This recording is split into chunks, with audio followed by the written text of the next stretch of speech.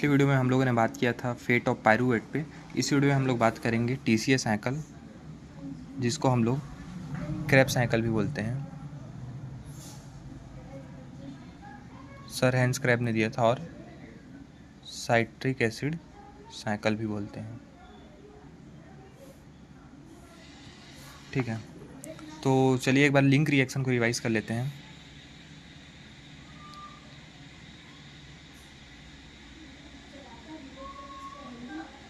Link reaction जो कि matrix of mitochondria में होता है।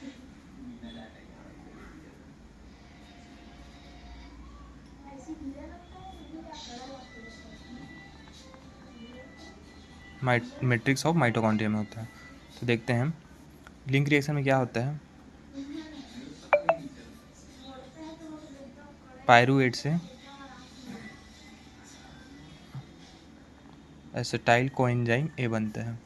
अब ये कैसे बनता है, इसका ऑक्सीडेशन होगा NAD+ से NADH2 बनेगा और CO2 रिमूव होगा। तो इस प्रोसेस को बोलते हैं ऑक्सीडेटिव डिकार्बोक्सिलेशन। ऑक्सीडेशन भी हो रहा है और डिकार्बोक्सिलेशन भी हो रहा है। एंजाइम का नाम होगा यहाँ पर पायरूवेट डिहाइड्रोजिनेज, और Mg2+ जो कि एक कोफैक्टर है, वो ये मैग्नीशियम जो है ये एंजाइम को एक्टिवेट करता है। ठीक है, और इसमें कोएंजाइम ऐड होगा, कोएंजाइम A, यहाँ पर कोएंजाइम A लाने के लिए। ठीक है, तो चलिए अब स्टार्ट करते हैं हमारा TCA साइकिल। तो ये स्टार्ट होता है एसिटाइल कोएंजाइम A जो कि 2 कार्बन कंपाउंड है, वो कंडेंस होता है ऑक्जेलो एसिटेट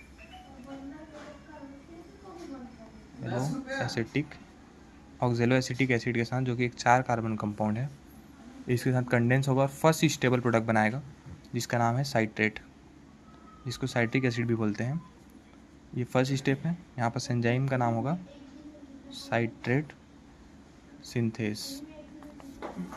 ये बन गया 6 कार्बन का, ये 4 कार्बन और 2 कार्बन का जोड़े तो बन गया 6 कार्बन का। एंजाइम हुआ यूज़ साइट्रेट सिंथेस, और फर्स्ट स्टेबल प्रोडक्ट बना साइट्रेट, साइट्रिक एसिड बोलते हैं इसको। अब नेक्स्ट स्टेप देखेंगे, एंजाइम यूज़ होगा एकोनिटेज। एकोनिटेज एक आइसोमरेज टाइप का एंजाइम है, इसका आइसोमर बना देगा आइसोसाइट्रेट। ये भी 6 कार्बन का ही है। ठीक है, ये हो गया सेकंड स्टेप। अब नेक्स्ट स्टेप में क्या होगा, इसका हो जाएगा ऑक्सीडेशन आइसोसाइट्रेट का। ऑक्सीडेशन कैसे होता है, NAD+ से NADH2 बनेगा और CO2 बाहर आएगा यहाँ पर। तीसरा स्टेप है, एंजाइम यूज़ होगा यहाँ NAD+ NADH2 बना है तो isocitrate dehydrogenase enzyme, isocitrate dehydrogenase enzyme. Product बनेगा अल्फा कीटो ग्लूटारेट, जो कि 5 कार्बन का है। 5 कार्बन कैसे हुआ, ये 6 कार्बन का था, एक CO2 बाहर निकला तो ये 5 कार्बन का बन गया। ठीक है, अब नेक्स्ट स्टेप में क्या होगा, नेक्स्ट स्टेप चौथा स्टेप है, जिसमें इसका फिर से ऑक्सीडेशन होगा NAD+ से NADH2 बनेगा और एक CO2 बाहर निकलेगा और प्रोडक्ट बनाएगा सक्सिनाइल कोए। सक्सिनाइल कोएंजाइम है जो कि 4 कार्बन का प्रोडक्ट है, और यहाँ बस एंजाइम यूज़ होगा NAD+ NADH2 बन रहा है तो एंजाइम होगा अल्फा कीटोग्लूटारेट डिहाइड्रोजिनेज। ठीक है, अब सक्सिनाइल कोए से क्या बनेगा, सक्सिनेट बनेगा। यहाँ पास होगा SLP, सबस्ट्रेट लेवल फॉस्फोराइलेशन, एक GDP से GTP बनेगा। स्टेप नंबर 5 पे सक्सिनाइल कोएंजाइम से सक्सिनेट, GDP से GTP, एंजाइम का नाम है सक्सिनेट थायोकाइनेज।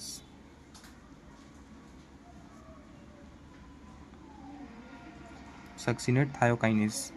ठीक है, अब छठवां स्टेप देखेंगे। छठवें स्टेप में सक्सिनेट का हो जाएगा ऑक्सीडेशन। तो ऑक्सीडेशन कैसे कराएंगे, NAD+ से NADH2 बनेगा और ये बन जाएगा फ्यूमरेट। लास्ट में मैं ट्रिक भी बताऊंगा इसको कैसे याद करना है। सॉरी, ये FAD प्लस से FADH2 बनते हैं। यहाँ पास NAD प्लस NADH2 नहीं बनते, यहाँ पास FAD प्लस से FADH2 बनता है। एंजाइम यूज होता है सक्सीनेट डिहाइड्रोजिनेस।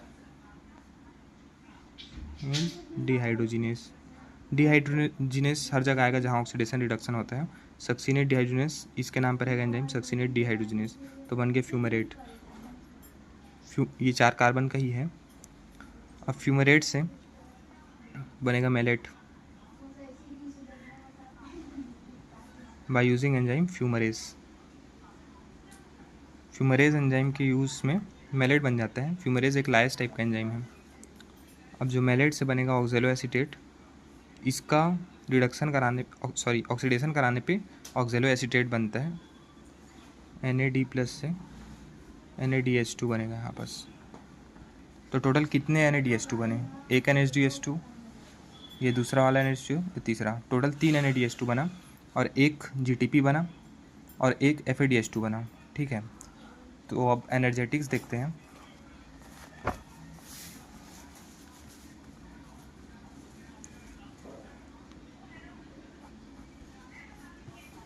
टोटल 3 NADH2 बन रहे हैं, एक FADH2 बन रहे हैं और एक GTP बन रहे हैं। एक NADH2 3 ATP देता है, तो 3 NADH2 कितना देगा? 3 × 3।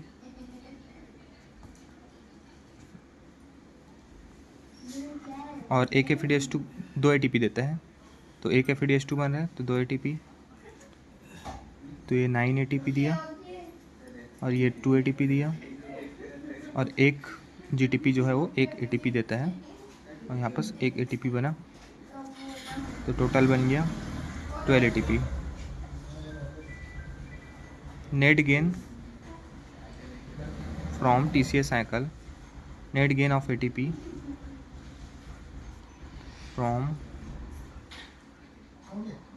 TCA cycle is 12 ATP। ठीक है, एक बार पूरा स्टेप देख लेते हैं। ये एक मॉलिक्यूल ऑफ एसिटाइल कोएंजाइम और ऑक्जेलो एसीटेट के जुड़ने से बनता है। पायरूवेट से एक मॉलिक्यूल एसिटाइल कोएंजाइम में बना, लेकिन ग्लाइकोलाइसिस में क्या होता है? ग्लाइकोलाइसिस में पूरा साइकिल चलने के बाद 2 पायरूवेट बनता है, तो इसको 2 से इंटू करेंगे तो 2 एसिटाइल कोएंजाइम बनेगा, है ना। एक ग्लूकोज के लिए 2 एसिटाइल कोएंजाइम है। अब 2 एसिटाइल कोएंजाइम में पूरा एंटर करेगा तो 2 से सब में इंटू करना पड़ेगा, मतलब ये साइकिल 2 बार चलेगा। अब ये साइकिल 2 बार चलेगा तो कितना ATP बनेगा? टोटल 24 ATP बनेगा। 2 एसिटाइल कोएंजाइम से 24 ATP बनेगा। ठीक है, तो ये हो गया आप लोग का TCA cycle. Thank you. Cycle को याद करने के लिए मैं ट्रिक बता देता हूँ। Citrate is Krebs starting substrate for making oxalo acetate। अब देखो ट्रिक कैसे है। Citrate is Krebs starting substrate for making ऑक्जेलो acetate.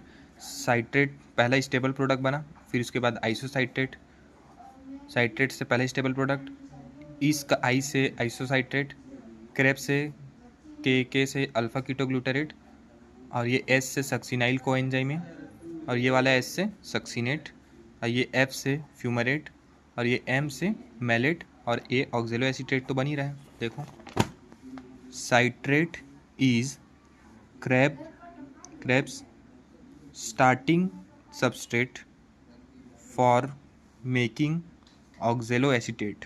ऑक्जेलो acetic acid दोनों एक ही है। ठीक है, तो ये रहा आप लोग का ट्रिक भी हो गया, तो इसको इजीली याद कर सकते हैं ऐसे।